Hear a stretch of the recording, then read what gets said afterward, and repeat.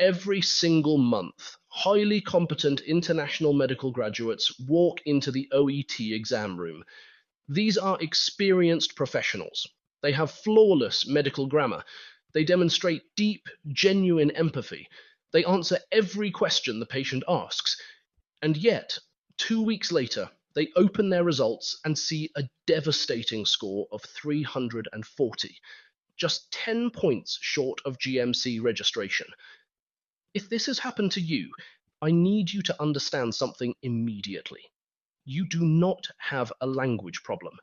You have a structural timeline failure. When you walk into that exam room, the OET assessors are not just grading your vocabulary or your pronunciation, they are grading your clinical command. They are measuring your ability to control the velocity of an anxious patient and steer a complex medical conversation toward a safe conclusion, all before a strict 5-minute buzzer sounds. If you let the patient drive the conversation, or if you run out of time before securing their agreement on a treatment plan, the scorecard will penalize you instantly. Today, I am going to show you exactly why advanced English speakers repeatedly fall into this 340 score trap, and I am going to give you the exact chronological blueprint you need to lock in your grade B+. So, why are you failing? You are failing because you are acting exactly like a real doctor on a real hospital ward. You are falling into what we call the defensive medicine trap. In the real world, your medical license is on the line. You have spent years training your clinical instincts to be cautious, to be exhaustive, and to rule out every possible differential diagnosis. If a patient wants to spend 3 minutes explaining the granular details of their family history or how their illness is affecting their weekend plans, you let them speak. That is thorough, safe medicine. But the OET Speaking subtest is not a real-world clinic. It is a highly artificial 5-minute linguistic simulation. You cannot apply a 15-minute standard consultation framework to a 5-minute language test.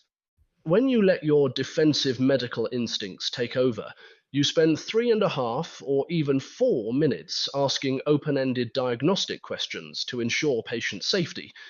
That leaves you with less than 60 seconds to explain a highly complex treatment plan, discuss medication side effects, and verify that the patient actually understands what you just said. You end up rushing. You broadcast a dense wall of medical facts at the patient without pausing for a breath.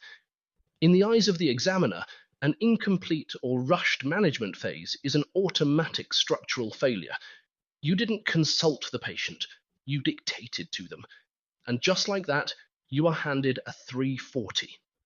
To guarantee a predictable pass, you must abandon conversational guesswork and replace it with a fixed chronological blueprint. Look at the 5-minute clinical consultation timeline on your screen. This is your operational framework. Your opening 60 seconds, stage 1, are strictly reserved for validating the patient's state and establishing an explicit agenda. From minute 1 to minute 3, stage 2, you execute targeted data collection. You are not asking open-ended lifestyle questions. You are extracting only the specific diagnostic data required to safely unlock the treatment options on your roleplay card. But this is the secret. Look at the 3-minute mark. This is your hard ceiling. This is the single most critical boundary in your entire exam. At exactly 3 minutes, regardless of what information you have or have not gathered, and regardless of what the patient is currently talking about, you must terminate data collection. You must execute a structural pivot, and you must bridge directly into stage 3, collaborative management. You require a full 2 minutes to walk the patient through their treatment options, check their understanding using active loopback questions, and secure their agreement before the final buzzer sounds. Collaborative management is where the vast majority of your communication marks reside.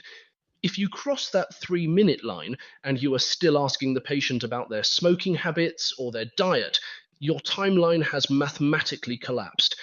It is physically impossible to demonstrate shared decision-making in 90 seconds or less. You must take control of the clock. But knowing the 3-minute rule is only half the battle. Under exam conditions, your internal clock will distort. 5 minutes will feel like 60 seconds. When the adrenaline spikes, most candidates suffer from subconscious structural liabilities that destroy their timeline without them even realizing it. Are you bleeding time in the first 60 seconds because of identity drift, verifying details already printed on your card?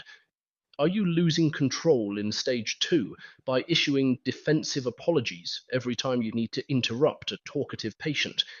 Or are you crashing at the end of the exam in the 90-second panic, forcing you to dump information instead of consulting? Before you spend hundreds of dollars booking your next OET exam, you need to calculate your exact risk of a timeline collapse. I have built a free 60-second diagnostic tool for you.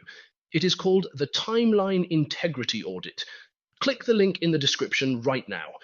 Read through the specific clinical scenarios, check the boxes for the structural habits you currently experience during your practice sessions, and the matrix will instantly calculate your exact risk of test day failure. Stop guessing what the examiners want. Stop letting your timeline collapse.